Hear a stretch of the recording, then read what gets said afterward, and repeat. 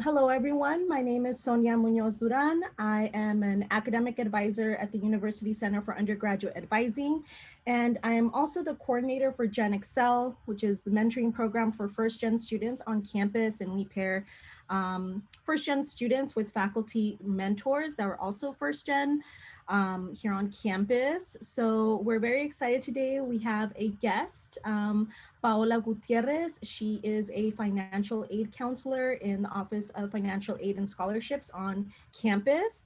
And we invited her today to talk to you all about financial aid. So, what are some common misconceptions, things that you should know about financial aid, and how different decisions that you make, like withdrawing from a class, may impact your eligibility for financial aid. So I will go ahead and pass it over to her, let her say a few words. And if you have questions throughout the presentation, go ahead and feel free to use the chat. So you don't forget your questions. We'll be monitoring that. And at the end of the presentation, we will have some time for Q&A. So we'll go ahead and address those. And like I said earlier, we are recording this presentation and you provided your email. So I will be sending this recording to everyone here today as well. All right, with that said, I'll pass it over to Paola. Thank you. Thank you, Sonia. Hi, everyone. Yes, my name is Paula, and I'm a financial aid counselor. We are doing some financial aid 101 today. So today you can look forward to learning about what types of applications are available for financial aid, the types of aid that are available, enrollment and financial aid, appeals, satisfactory academic progress, applying for scholarships, and we'll end it with some resources that are available to you all. All right. So which financial aid application should you file?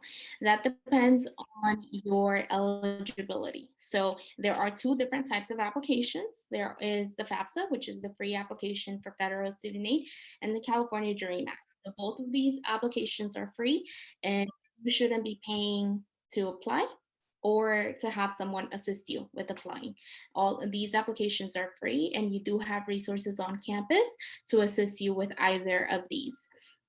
So if you are eligible for FAFSA, that means that you have a valid social security number. You are either a US citizen, permanent resident, or an eligible non-citizen, and that makes you eligible to receive funding from the federal, state, and institutional programs. If you are applying for the California Dream Act, that means that you are a student that cannot file the FAFSA.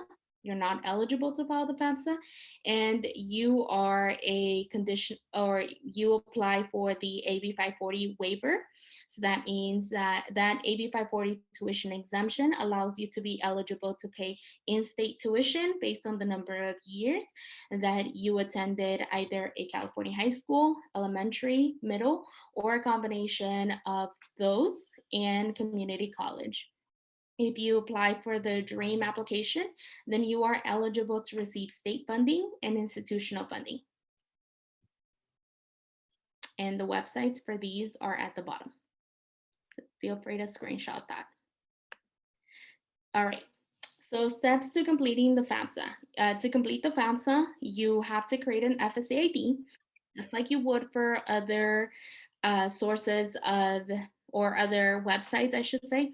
You create a username and a password, and these are authenticated with the Department of Education, and they will verify to ensure that you are the person that you say you are. So they'll verify your social security number and your date of birth. Then you will be able to complete the application online. You can either go to the website or you can use the mobile app. So you can use it on iOS and Google devices. The mobile app is very student friendly. You go through it question by question. It is very easy to use. You will need to provide electronic signatures. So your electronic signature is simply you logging in with your FSA username and password. You are authenticating that it is you. your parent if you are a dependent student. So that means that you're under the age of 24 and you don't meet any of the other requirements to be considered an independent student. Then in that case, you need a parent signature. Your parents, if eligible, so they must have a valid social security number, they will be able to sign the FAFSA application electronically. If your parents do not have a social security number, then they will have to print out the signature page that will populate at the end of your FAFSA. You'll print out that signature page, you'll have your parents sign it, and then you mail it in to the Department of Education. And you do this every time you make a correction to your application. Lastly, you will need to print your confirmation page. You are not required to, but we advise that you print it for your records because this ensures that one, you submitted your application successfully, and two, that it has been received by the institution. You also have it for your records in the event that you need to go back and review anything. And so you can save a paper copy or you can save a PDF copy on your computer. Okay, steps for completing the DREAM application. So DREAM application process is similar to the FAFSA. You will go through the steps on the CSAC website. You'll go through the steps to verify that you meet the eligibility. So it's gonna ask you a series of questions to ensure that you're at the right place and that you're not supposed to be completing a FAFSA instead. Some students get confused and think that they have to complete both applications. Some FAFSA recipients think that they have to complete the DREAM application to be considered for Cal Grant. And no, that is two separate things. And so you do, if you complete the FAFSA application, you do not need to complete the DREAM application. DREAM application, again, is for students that don't have a valid social security number and meet residency criteria in the state of California. So you will create an account just like you do with other websites, a username and a password. You'll then go through the steps. The DREAM application is also very friendly. You go step by step and it has answers to your questions. So on the corners, if you have a question on where do I get this information from, it's little question marks that you can click on and it'll tell you where to get that information from on your tax return or where to look. If you have a question on either of the applications, please contact the financial aid office. You can schedule an appointment with a counselor if you have several questions. Jot them down from your application, make an appointment, and go through those questions with a financial aid counselor. We'll be happy to answer those questions. If you have a quick general question, you can call us. And you'll then, after you've completed all the questions on your application, you'll be able to sign your application. So if you're a DREAM student, you will sign it. If you're a dependent DREAM student, your parent will also need to sign it. And unlike the FAFSA, your parent gets a PIN. Whether they have a social security number or not, they will get a PIN that will allow them to sign the DREAM application electronically. And you have to save that PIN in a safe place because you're going to need it every year to sign the application. Okay. All right. So now let's go over the type of aid programs that are available to you all. So if you're filing FAFSA, you're eligible for federal funding, and that federal funding includes the federal Pell Grant, Federal Supplemental Education Opportunity Grant. Both of these grants are reserved for the students that have the highest need. So that means that these are students that have need for all sources of financial aid. The Pell Grant will vary it'll vary in dollar amount depending on your expected family contribution, which is determined by your FAFSA. It'll vary, the amount will vary based on that and your enrollment. So if you're in 12 units, you get 100% of your award. If you're enrolled in anything below 12 units, your award starts getting reduced. The Federal Supplemental Education Opportunity Grant, you will receive it if you are a student that has high need for financial aid. There's no supplemental things that you need to do. All you need to do is complete your FAFSA application, and we will determine what type of financial aid you qualify for based on that. All students are eligible for direct loans. So there are two types of direct loans. There is a subsidized loan and there is an unsubsidized loan. So all students, the moment you submit your FAFSA, you will be considered for federal loans.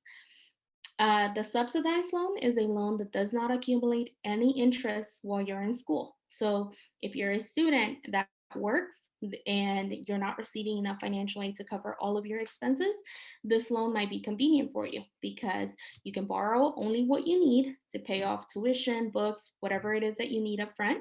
And then as you're working, you can make payments. If you pay off your loan while you're in school, you won't pay any interest on this loan. So you only pay back whatever you borrowed. If you borrowed $500, that's all that you need to pay back. So you want to be smart about the amount that you're borrowing. You want to borrow just enough. If you um, if you need more than what the subsidized loan offers, then you will have access to an unsubsidized loan.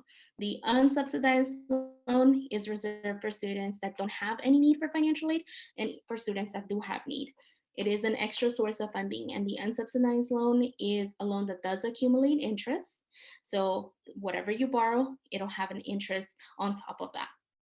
And for this loan, the smart way to borrow it is if you are working or if you get a scholarship, then I would take that money if I don't need it. If I've already covered all my student expenses, I take that money and pay my loan back so that you save money on interest. If you're working and you want to make payments on just the interest, then you can do that. That way, when you graduate, you have less interest and less debt to pay off. The other type of funding that you're eligible for if you file the FAFSA and you have high need is federal work study. So the federal work study program is extended to students. You have the ability to find a job on campus that offers federal work study, and you can earn that portion of your financial aid package as you go. So we don't pay that upfront. You earn it through a regular paycheck. The issue with federal work study, or what I see as an issue for a lot of students, is that a lot of the time students think that they're going to get placed in a federal work study position, and we don't. We don't place you. We simply make the offer, and then it is your responsibility to go out and look for a job that offers federal work study. Again, you earn it as you go, regular paycheck, and you can use this money for whatever it is that you need. You can use it for books, you can use it for your rent, you can use it for transportation, for whatever expenses you have as a student. Then we have the other big programs, which are the Cal Grant and the Middle Class Scholarship. So whether you file a FAFSA or a DREAM application, you can get considered for a Cal Grant. To secure these awards, you want to make sure that you file your applications by March 2nd. So if you haven't filed your applications already, it's really important that you do so because deadline is next week. Oftentimes we have students who wait until the very last minute, and then they have either technology issues or signature issues. And if your FAFSA application is not submitted by then, no exceptions, you may not get considered for some sources of financial aid. You have from October 1st of the year prior to March 2nd to complete the application. So there shouldn't be an excuse for a student submitting a late application. And for Cal Grant, especially, you want to make sure that that gets submitted. If you're already receiving Cal Grant, great. Awesome. If you're not already receiving Cal Grant, then you want to make sure that a GPA verification is submitted for you. That needs to be submitted by March 2nd to the state in order for you to get considered for Cal Grant in addition to your FAFSA and DREAM application. If you're not sure if your GPA is already getting submitted by CSULB, then I would encourage you to call the office or make an appointment with a counselor. And that's, again, only for students that do not have Cal Grant or middle class already. If you already get these awards, then you don't have to worry about the GPA verification. Actually, if you're a middle class scholarship recipient, you also don't have to worry about that verification. It's not required for middle class. And so these are two separate awards. They're both meant to help you pay for tuition. You can only get one or the other. You either get the Cal Grant or you get the middle class scholarship. And the state determines that based on the information on your application. They get a copy of your application, either your FAFSA or your DREAM application, and they will then let us know if you are eligible for either of these awards. Then we have institutional funding. State University grant, you have to meet the March 2nd deadline. If you do not meet the March 2nd deadline, you will not be eligible for the State University grant. Again, no exceptions. We make very rare exceptions, and these are for students that have extenuating circumstances.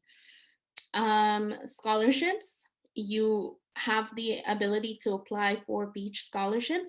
You do have a link through your single sign-on, and I'm going to go more over those at the end. So I'm going to save that for the end. If you are a DREAM student who has filed the DREAM application, then you can also get considered for the DREAM loan. Depending on the criteria, this loan, it's not a guarantee every year. We have to wait and see if there is funding available. And when the funding becomes available, based on how much money we're given, we'll determine who meets the criteria. However, if you want to get on the wait list for the DREAM loan, if you haven't received it or you want to be considered for it, you can call the office. We'll place you on the wait list. And as funding becomes available, we'll go ahead and award that to you. DREAM loan is like the subsidized loan. It doesn't accumulate interest while you're in school, and you pay the DREAM loan back to the university after graduation. You get 6 months after graduation to pay back subsidized, unsubsidized, and DREAM loans. The subsidized and unsubsidized loans, you pay to a loan servicer outside of the school. DREAM loan, you pay to the school. And you can also look for employment on campus. It's not federal work study, but there are jobs on campus that are available to students. If you have, if you qualify for DACA, then that could be an option for you. Okay, so now let's look at how your financial aid can get adjusted based on enrollment. This is something that confuses a lot of our students. So when you enroll in financial aid, sorry, when you enroll in classes, your financial aid will get determined based on that. So remember, we disperse financial aid. We pay out your financial aid to you 10 days before the semester starts. And so 10 days before the semester starts, what happens is that a lot of students are enrolled in 12 units, and so you get your full award. But as the semester starts, we have students that begin to drop classes, or maybe some classes are canceled and they're no longer available. You have the first 2 weeks of the semester to make adjustments to your schedule. So you can make adjustments. You can drop a class, you can swap it with another class, and you can fix your schedule within those 2 weeks. And that those 2 weeks are, you get kind of like a grace period. Your financial aid will adjust on a daily basis based on your enrollment. And then we reach census, which happens around the 5th week of the semester. At that point, we will go ahead and lock in your enrollment. Whatever you're enrolled in, that's the type of financial aid that you are going to receive. So this example here, the first example is a student that's enrolled in 7 units. This student's tuition is $28.71 and their campus fees are $552. And this student will have the State University grant payout for tuition. It's equivalent based on the amount of tuition that you're being assessed. Your Pell Grant, you only get 50% of it. So this is the type of award that a student that has the highest need, that means they have a 0 expected family contribution, this is the type of Pell Grant that this student would receive. And so this student, despite the adjustments to their enrollment at 7 units, they still have enough financial aid to cover their balance, and they should receive money. They should have leftover financial aid. But if they were previously enrolled in 12 units, they might have received a refund of $2,695. So that means that if they drop to 7 units, they're going to owe that balance. Whatever refund you got, you may have to pay the school back some money because you dropped your courses. Okay, this is another example. This is a student that, again, is enrolled in 12 units. They're receiving a full State University grant and a full Pell Grant. And so they've received a refund of $2,695, but then the student drops to 5 units. 5 units is less than half time. As an undergraduate, you're required to be enrolled in 6 units. Because you're not enrolled in the minimum of 6 units, we cancel the State University grant. You can keep a small portion of your Pell Grant, and this student would end up with a balance of about $1,405. So that's about how much money they would need to pay back to the university. So as you can see, the less units you enroll in, the more financial aid you have to pay back if you received a higher dollar amount at the beginning of the semester, or the less financial aid you are eligible for based on your enrollment. Okay. So let's talk about appeals. Appeals, we have different types of appeals depending on student circumstances. So if you have a special circumstance, you can't provide parental information, or maybe your parents had a loss of income, maybe their income was reduced, maybe in 2 years ago they were working a ton of overtime and that overtime is no longer available to them. So your family has a reduction of income. Scenarios like that, what you'll want to do is talk to our office. You'll want to schedule an appointment with a financial aid counselor, and you can do so through Beach Connect. You'll schedule the appointment with a financial aid counselor. You'll let them know what's going on, and based on what you share with them, they will determine if you can submit an appeal to reevaluate your financial aid.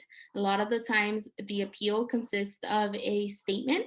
We would like to have a statement on file from you, and it's required. That statement should tell us what your circumstances are, when your circumstances changed, as specific as possible. And depending on your type of situation, we may request that you provide supporting documentation. So if, for example, you're doing an income appeal, because your family circumstances have changed, then you'll want to supply supporting documentation such as letters from your parents' employers, or if you're the one that lost your employment, a letter from your employer indicating that you've lost your job or you've had a reduction of hours. We may ask for W-2s, tax returns. There could be several documents that are requested. So when you talk to a financial aid counselor, make sure you're always taking notes, because we'll normally give you a ton of information. You'll also get a copy of the appeal, and you'll want to read the appeal carefully. One of the major issues we have with students and appeals is that they submit appeals and the appeals are incomplete. You're not reading all the instructions on the appeal. And so when that happens, we have to return your appeal, and takes away time from you, because it'll take longer for us to be able to process your appeal. And appeals can take 2 to 3 weeks or up to a month, depending on our peak periods. Over the summer, appeals can take up to a month. So if you know that you need to submit an appeal for next year, you want to start doing that appeal in May or June as soon as possible, so that your appeal is one of the first ones we can complete. If your appeal is not approved, that means that you either don't have enough supporting documentation, or your circumstances do not meet the criteria for an appeal. What will happen is that we'll let you know via email, and then you'll be notified of, we'll give you other sources of funding that you can look into. And the other sources of funding are likely private loans or scholarships. Okay. Satisfactory academic progress. So satisfactory academic progress is one of the things that, or one of the concepts that our students have the hardest time understanding, because the standards can be a little, or the wording can be a little tricky and weird. But the information is readily available on the website, and you want to make sure that you understand these. You want to make sure that if you have friends that are receiving financial aid, that they know that we are holding them to SAP standards. Receiving financial aid means that you have to be making adequate progress towards graduation. You have to be meeting all 3 standards at all times in order to continue to receive financial aid every semester. At the end of every semester, we will check your enrollment. We will check your GPA, to ensure that you're completing all the units that you say you were going to complete. And so for GPA, if you're an undergraduate student, you must maintain a 2.0. For PACE, you have to maintain 67%. So PACE is calculated based on the number of units that you complete. So that means that anything that you get a letter grade of a D or better, and that means that you receive the units for it, or divided by the number of units that you attempt. Attempted units are anything that you enrolled in and withdrew, whether it was a withdrawal during the semester or catastrophic withdrawal, or an incomplete. You received an incomplete for the course, or you received an F, a letter F. So if that is the case, any of those classes are going to count as attempted, and that does count against you. So you want to make sure that you're not withdrawing from classes consecutively. Of course, life happens, and if that happens, we'll talk about that in a moment. But you want to make sure that if you can avoid it, you don't want to consistently withdraw from classes. You want to do your best to complete the classes. Um, Obviously, you want to also try to get a good GPA. So you, during the semester, if you're struggling with classes, you have resources available. You want to go to tutoring, you want to talk to an academic advisor, you want to talk to financial aid. The more people you talk to and the more resources you use, the less confusing the process will be at the end. And the other thing is maximum time frame. So maximum time frame, the Department of Education says we can only give you a certain amount of time to complete your program. We can't have you be a student for forever. So you get a certain amount of units to complete your program. Most undergraduate programs have a limit of, I believe, 180 units. Most programs require 120, and you do get a cushion. That's why it says 150% on there. You get an extra cushion in case you fail class, in case you switch majors and you need to take additional courses. So you do get a small cushion. But again, you want to make sure that you're tracking your units and that you're checking, you're making sure that you're meeting GPA and meeting PACE. You have access to view what your standing is on your student portal. If you go to your student portal and you click on the drop down link that's next to the little calendar where you can see your classes or the list of classes, you have a drop down menu on there. If you click on that, it'll say view SAP. You can click on that and you'll see what standards we're seeing for you. So you'll see what GPA, what PACE, and what maximum time, where you're at with maximum time frame. So use those resources, track those, and if at any point you feel like you're not going to meet these standards, talk to us. If you happen to not meet the standards, so let's say this semester, at the end of this semester, maybe you had a really bad academic year because COVID, you were at home, you had life happening, and you didn't do so great. Then in the fall semester, maybe your GPA started to drop. The spring semester, your GPA drops below 2.0. So what will happen at the end of spring semester is that in the fall, or at the end of the spring, you're going to get a warning for the fall semester. So we'll send you an email and say, hey, you're not meeting the standards, but we're going to give you a warning semester. So fall 2021 would be your warning semester. So you're now aware that you're not meeting the GPA standard. You'll have the entire semester to meet that standard, bring your GPA above a 2.0. If your GPA is significantly low, that even though in the fall you do really well, your GPA is still below 2.0, then you will get disqualified at the end of the fall semester, but you get an opportunity to appeal. And so in that appeal, you'll be able to explain exactly what happened, the circumstances that affected your ability to successfully complete your courses or that affected your academics. The office will review your appeal. If approved, you'll be eligible for financial aid for one more semester on probation. If your appeal is not approved, then you will be responsible for paying for your tuition, fees, books, housing out of pocket.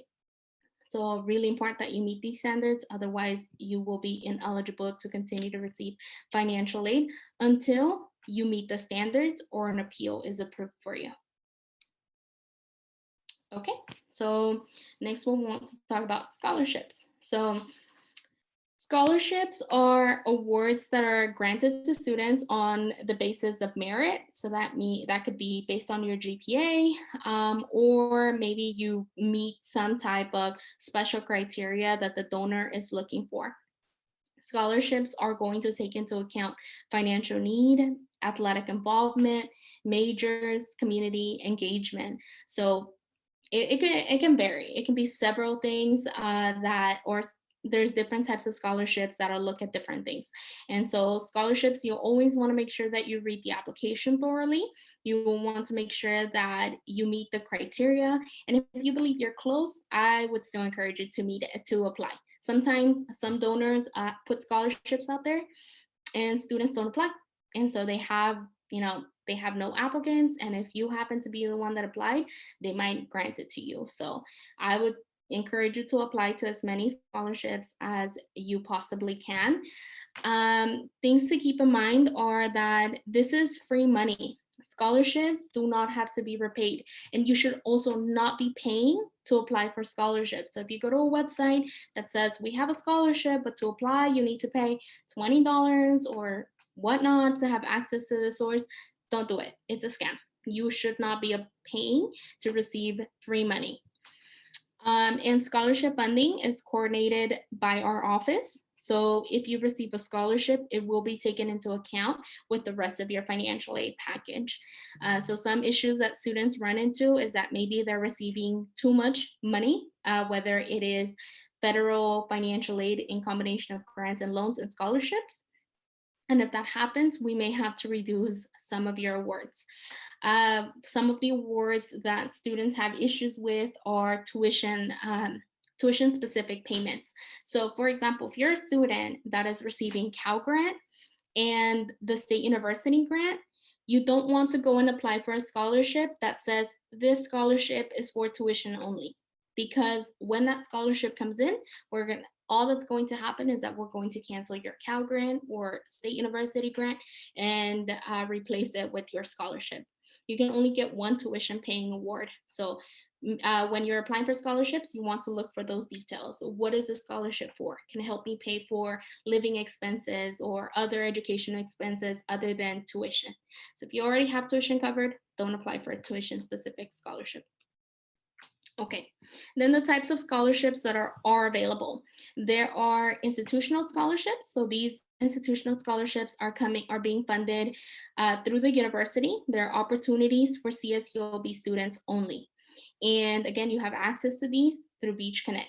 You can also apply to most of these through one system. So it requires one application through Beach Connect. And if you're eligible for different sources or different scholarships, then you'll be considered in the same round. And again, your award will automatically be added to your financial aid package. That means that you have to do nothing. The department will say, hey, looks like Emily met the criteria for the scholarship. Please go ahead and award that to her. You'll get a notification that you've been awarded the scholarship and we'll be able to go into your account and update it. With external scholarships, these are scholarships that are available through outside sources outside of the university. These are external organizations. So for example, Coca-Cola, they have scholarships. McDonald's has a scholarship. These are outside agencies that offer scholarships to students. If you do get a scholarship through them, you will need to notify our office because there's no way for us to know. That way we can take it into account with your financial aid package, especially if you know early on. If you know over the summer you're going to get a scholarship, let us know so that you don't get a surprise when your scholarship comes in and your financial aid package gets completely adjusted based on that scholarship. So as soon as you know, let us know. And you will typically with external scholarships, they're going to pay you. So sometimes they'll send you a check and you'll need to bring that check to the cashier's office. Cashiers, not financial aid. We don't take checks. And so that check will be given to the cashier's office and they will work with us to get that check paid on your account. Okay. These are the deadlines for scholarships. So for the fall season, the scholarship season begins in August and it closes in September. You can apply for scholarships during that time. If you are awarded one of these scholarships, you'll get notified towards the end of the fall semester, and then that scholarship will be applied to your account in the spring. Okay, so it'll be a semester later. If you are applying for a scholarship during the spring, so that's the period between January and March, then that means that scholarships are closing next week. So if you apply for scholarship during this time, then you will be notified towards the end of the spring semester. Sometimes, depending on the scholarship, it can go on to early summer. And if you get that scholarship, then that scholarship will pay again the following semester. So if you're a graduating senior, it's in your best interest to apply for scholarships in the fall if you're graduating in the spring. If you aren't graduating until the end of fall, or you're going to be a continuing student, then either of these seasons will be fine. What I've seen is that during the fall, most the College of Business has most scholarships available then. And then in the spring, it tends to be all the other programs, but you'll want to check because it can change every year. Okay, and then these are the resources that are available to you. On our website, you have access to Financial Aid TV. And so these videos have a lot of information. It can answer any of your general questions. If you want to learn more about SAP, you can watch the video on SAP. If you want step-by-step instructions on completing your FAFSA or DREAM application, you can go on there. If you want to explain information to your parents and they're Spanish speakers, we have some Spanish videos available on there. So there's a ton of resources that you can, or a ton of videos that you can watch on there. We also have a YouTube page, and these videos are created by counselors and technicians in our office. So there's different videos on our policies and procedures. If you want to learn more, then keep an eye out on that. We also host workshops during the year, so keep an eye on our website.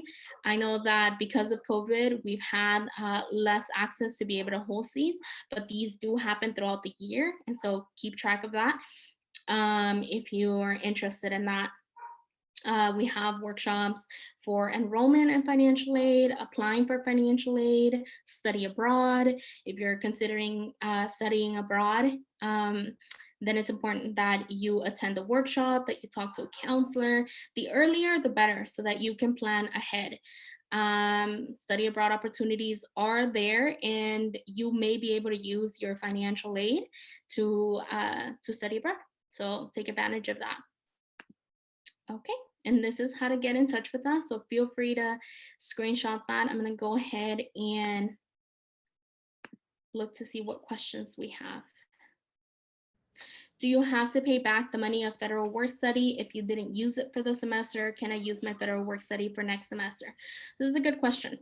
If you are a first-year student, you will be considered for, that's the very first time that you can get considered for federal work study.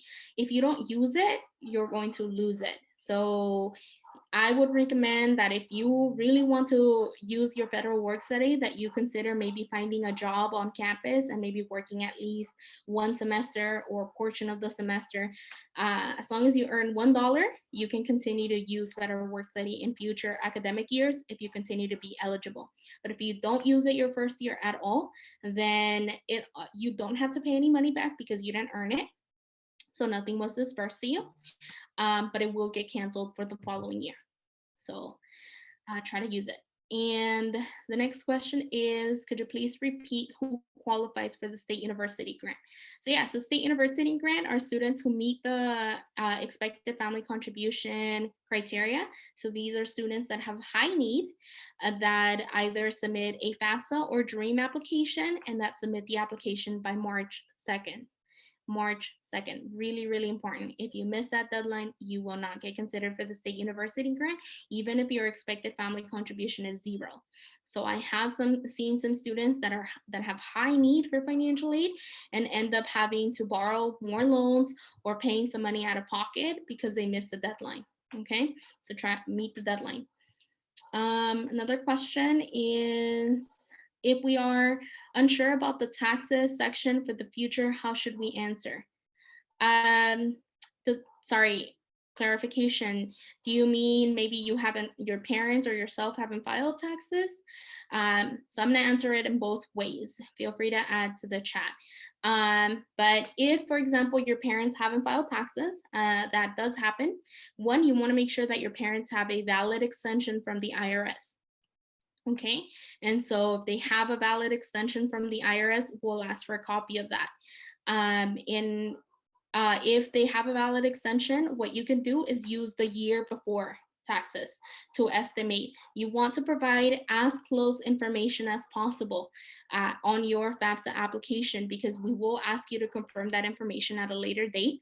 And if the information is significantly different, then you will see a significant difference in your financial aid package. So as close as possible if taxes haven't been filed, but for the most part they should, because this information is from 2 years ago. So they should be filed by now.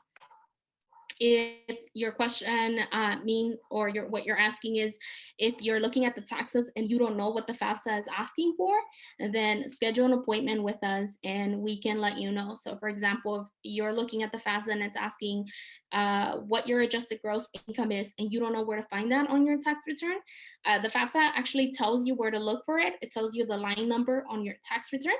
But if you're still having trouble, you can schedule an appointment with the counselor, write down your questions, and we can help you answer those questions during an appointment.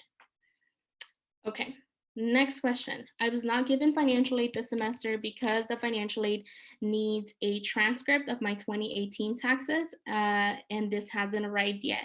Okay, so yeah, so if you don't have the transcript, I would say to talk to your tax preparer if your parents use a tax preparer and get a copy from him. Most tax preparers are required to keep copies of your parents' taxes. And so if you don't have the transcript, we can use the 1040. If we've already asked for, if maybe we found a discrepancy, then what you need to do is you need to talk to a counselor if we have said or specified that you need a tax return.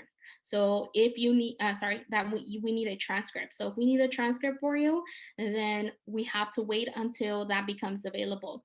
And keep in mind that you can complete verification even beyond the academic year. So if you don't get these documents until later, you can complete it.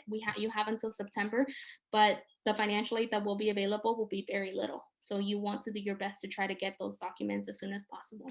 And so ways that you can do so are contacting the IRS, either use the online, they have an online account that you guys can create. You can call them. I don't believe they have appointments in person, but they are available over the phone. So you'll want to get a hold of them and let them know that you need a copy of your tax return transcript. If sometimes some families can't get a copy of their tax return because they owe a balance to the IRS, you want to make sure that that's taken care of. Otherwise, they won't give you a copy. But because it's very specific and it could be several reasons, I would encourage you to make an appointment with a counselor. The next question is, do graduate students get grants? Depending on the school that you attend. So if you decide to attend a CSU, CSUs do have the State University grant available for some graduate programs. It'll also depend on the type of graduate program that you're enrolled in. So you can check out the website for CSULB and see if your program or the program that you're interested in is eligible for grants. If you're thinking of, for example, doing a master's in social work, there is a special grant through the state that you can apply for. Depending on the type of social work you want to practice, you may be eligible for that. If you are looking into a doctoral physical therapy, then there's also a special grant for that one, if you meet the need. So depending on your graduate program and depending on your need. So a lot of the times graduate students, when they enroll in graduate school, they're already working full time. So if you're already receiving income, you might not be eligible to receive grants. Is it a new financial aid package when you move up to graduate school? Yes, your financial aid eligibility is always going to vary every year depending on the information that you're supplying. So sometimes it's the opposite. Sometimes we have students that didn't receive any financial aid as undergraduates because their parents were making too much money. When you go to graduate school, then and by not receiving financial aid, I mean they're not eligible for grants, but still eligible for loans. Remember, anyone can get loans. So when you go to graduate school, you're an independent student, and so the information will be solely based on you. So if you're not, if you have little to no income, you may be considered for grants. And for graduate school, there's only one loan available, and that is the unsubsidized loan. There is no subsidized loan for graduate school. So if you're planning on doing graduate school, the earlier you know, the better, so that you can start saving money, because it is more expensive than undergraduate. You want to start saving money, you want to start applying for scholarships, looking into the program that you want to see if there's any special scholarships available through the state or your school, whatever school it is that you're applying for. How does FAFSA work with educational leave? Assuming you meet all requirements like SAP or the ed leave. And if we only take an ed leave for one semester, say fall, would we still be able to receive financial aid for the spring? And would the money from the fall semester be wasted? No, it's not wasted. So all that will happen is that if you didn't attend in the fall, that financial aid doesn't get used, we'll cancel it. We'll get notified by you and the school, letting us know that you're not going to be enrolling in classes. And so that financial aid um, will essentially get canceled and returned to its original sources. It only gets wasted when you withdraw, because if you attend classes and you withdraw, you did attend classes at a certain point, and if you even earned a portion of that, then you are taking away from future semesters. So if you know that you're not going to be able to complete classes, don't even enroll. Just take your leave of absence. As far as how many leave of absences you can take or whether they can be consecutive, you want to talk to an academic advisor and enrollment services about that.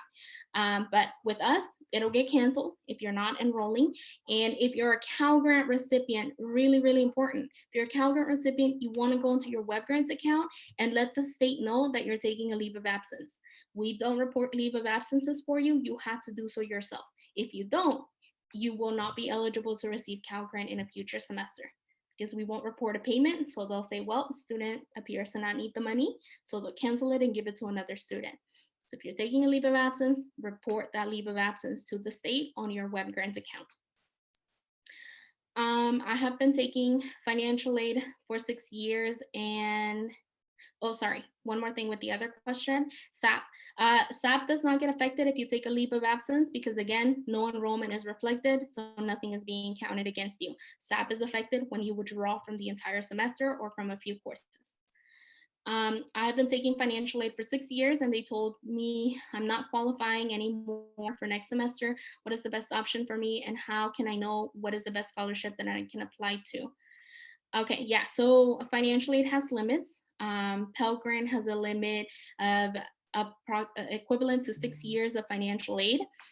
And so, yeah, so if you've reached that cap or you've taken more units, you're exceeding maximum time frame with SAP, you will run out of financial aid eligibility. And at that point, your options will be to apply for private loans if you are able to, and scholarships. I don't know what the best scholarships are for your scenario, because again, it varies. Scholarships are something that is open depending on the donor.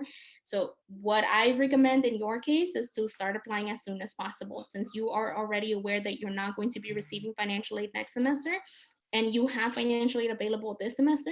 Then save some of that money. If you're not using your loans already, maybe consider borrowing your loans and saving that money to help you with the next semester. Remember, federal student loans will always be better than private loans.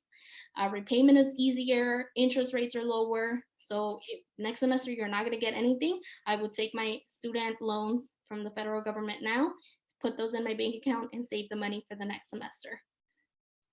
Is the FAFSA application due on March 2nd, the 21-22 application? Yes. Also, some students told me that financial aid is not applicable for summer and winter. Is this true? Yes. Winter and summer are optional terms. The only required terms at CSULB are fall and spring.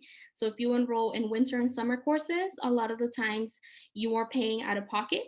You may be able to use some leftover financial aid. So that means that maybe you didn't use all of your financial aid during the academic year because you were maybe only half time. So you have some Pell Grant available. You can use that over the summer. but typically whatever you have left over is very insignificant in comparison to the charges. Summer is more expensive. So you want to keep that in mind and only take summer courses. One, if you have the funding, you're prepared to pay the balance out of pocket. And two, if it's required.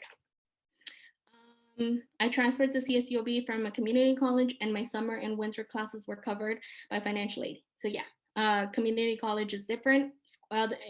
Every school is different from one or the other. Here, summer and winter, not required. If I know I have defaulted on a student loan, should I still fill out a FAFSA application? Am I eligible for grants? If you've defaulted on your student loans, you're not eligible for any financial aid. You want to rehabilitate your loan. So you want to talk to your lender and work on the rehabilitation process before you apply for financial aid again. If you apply, it'll come up on your application and we'll let you know that we can't offer you financial aid until you've rehabilitated that loan. And so there's different options, paying the past due balance, making payments for, I believe, 9 months. And once you, the 9 months, you've completed your consecutive 9-month payment, then you will be eligible to receive financial aid. The Department of Education will send you a letter when you've completely rehabilitated your loan. And at that point, you'll be eligible to apply. I already took the 6 years of financial aid when I completed my bachelor's. Would I still be eligible for PT grants? Do you mean the DBT grants, Jessica? If you have been in school for 6 years and I plan to go to graduate school, will SAP apply to my graduate school and would it be over 150%? So for both of these questions, your financial aid eligibility starts over. So not starts over, but it's a brand new program and there's brand new requirements. So if you ran out of, remember, Pell Grant, Cal Grant, those are not available for graduate school. So use them during undergrad. Maximize your grants during undergrad because you're not going to have those available for graduate school. Graduate school, it's brand new eligibility requirements depending on your program, depending on your need, will determine if you meet the criteria for the doctoral physical therapy program and your satisfactory academic progress. It resets. You have a new maximum time frame to complete your graduate program.